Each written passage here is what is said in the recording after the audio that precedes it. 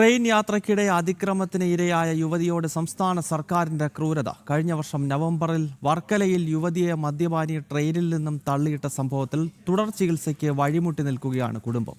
മുഖ്യമന്ത്രി വി.ഡി. സതീശനെ നേരിട്ട് കണ്ട് സഹായം അഭ്യർത്ഥിച്ചെങ്കിലും തിരിഞ്ഞു നോക്കിയില്ലെന്ന് കുട്ടിയുടെ അമ്മ പരാതിപ്പെടുന്നു. മുഖ്യമന്ത്രിനെ കണ്ട് ഞാൻ കാര്യം പറഞ്ഞു, എന്റെ അവസ്ഥ കാര്യങ്ങളും പറഞ്ഞു. ആശയിൽ പോയി അപേക്ഷ കൊടുത്തു, അതിൻ്റെതെല്ലാം വാങ്ങിക്കൊടുത്തു, എല്ലാം ചെയ്തു. പക്ഷെ ആരും തിരിഞ്ഞു നോക്കുന്നില്ലല്ലോ. ഇങ്ങനൊരു അപകടം പറ്റിയപ്പോൾ ആരെങ്കിലും എന്തെങ്കിലും ചെയ്യണ്ടേ? ഗവൺമെന്റിന്റെ ഭാഗത്ത് എന്തെങ്കിലും ഒരു സഹായം ചെയ്യണ്ടേ? ഇപ്പൊ നമ്മൾ മെഡിക്കൽ കോളേജിൽ ഉണ്ടായ സമയത്ത് മാത്രം നേരിട്ട് പോയി ആദ്യം പോയപ്പോ പി എന്നെ കണ്ടത്. സാറിന്റെ പേര് എനിക്കറിയില്ല. സാറിനെ കണ്ടു, ഞാൻ അപേക്ഷ കൊടുത്തു, അതിന്റെ ഡീറ്റെയിൽസ് എന്റെ കാര്യങ്ങളെല്ലാം പറഞ്ഞപ്പോൾ പുള്ളിക്ക് എന്നെ മനസ്സിലായി, എന്റെ ആവശ്യം എന്താണെന്ന് മനസ്സിലായി. അത് കഴിഞ്ഞിട്ട് സാറ് പറഞ്ഞതിന്റെ പേരിലാണ് ഞാൻ അക്ഷയയിൽ വന്ന് എല്ലാം ചെയ്തത്. രണ്ടാമത് ഞാൻ പോകുമ്പോൾ, അതായത് ഈ മാസം ആദ്യത്തെ വീക്ക് ഞാൻ പോകുമ്പോൾ സാറിനെ ഡയറക്റ്റ് കണ്ടു. ഡയറക്റ്റ് കണ്ട് സാറിന്റെ കയ്യിലാണ് ഞാൻ പേപ്പർ കൊടുത്തു. പറഞ്ഞിട്ട് ഇത്രയും ദിവസമായിട്ട് ആരും എന്നെ വിളിച്ചിട്ട് ആരും കോണ്ടാക്ട് ചെയ്തിട്ടില്ല.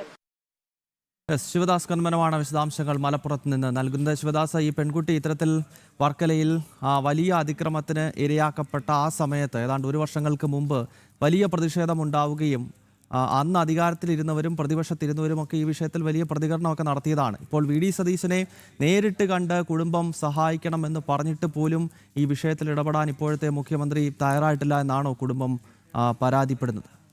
തീർച്ചയായും അങ്ങനെ തന്നെയാണ്. കാരണം ഈ പെൺകുട്ടി ഇപ്പോഴും വലിയൊരു പ്രതിസന്ധിയിലൂടെയാണ് കടന്നു പോകുന്നത്. ഏകദേശം കഴിഞ്ഞ വർഷം നവംബറിലാണ് ഇത്തരത്തിൽ ഒരു സംഭവം ഉണ്ടായിരിക്കുന്നത്. ട്രെയിനിൽ ഈ പെൺകുട്ടി യാത്ര ചെയ്യുമ്പോൾ വഴിമുടക്കിയ മദ്യപാനിയായ വ്യക്തിയോട് വഴിമാറാൻ ആവശ്യപ്പെട്ട സമയത്ത് ഈ പെൺകുട്ടിയെ ചവിട്ടി താഴെ ഇടുകയായിരുന്നു. പിന്നീട് ഗുരുതരമായി പരിക്കേറ്റ് വിവിധ ഇടങ്ങളിൽ ചികിത്സ തേടിയിരുന്നു. വലിയൊരു തുക തന്നെ ഈ കുടുംബത്തിന് അങ്ങനെ നഷ്ടം അല്ലെങ്കിൽ കടത്തിലായിട്ടുണ്ട്. വലിയൊരു ഭീമമായ തുക തന്നെ ഈ കുടുംബത്തിന് കടക്കണിയിലായിട്ടുണ്ട്. അതുകൊണ്ട് തന്നെയാണ് ഇപ്പോൾ സർക്കാരിന്റെ ഒരു സഹായം തേടുന്നതും. ആ സമയത്ത് തന്നെ ഇത്തരത്തിൽ അന്നത്തെ സർക്കാരും അതോടൊപ്പം തന്നെ പ്രതിപക്ഷവും എല്ലാം തന്നെ ഇവർക്ക് സഹായ ഹസ്തം നീട്ടിയിരുന്നു. പക്ഷേ കാര്യമായ സഹായമൊന്നും ലഭിച്ചിട്ടില്ല.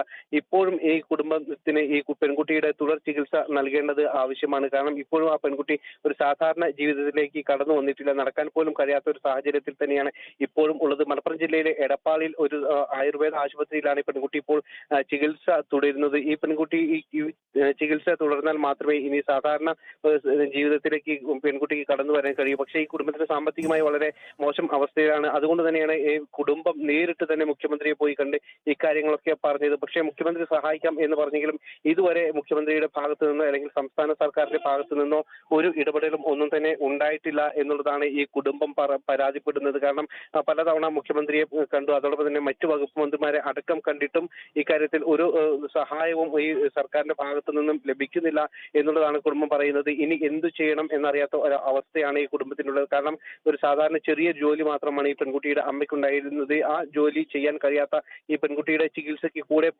പോകേണ്ടതുള്ളത് കൊണ്ട് തന്നെ ആ ജോലി പോലും ചെയ്യാൻ കഴിയാത്ത ഒരു സാഹചര്യമാണ് ഉള്ളത്. അതുകൊണ്ട് തന്നെ ഇവരുടെ ചികിത്സ വഴിമുട്ടിയ സാഹചര്യമാണ് ഉള്ളത്.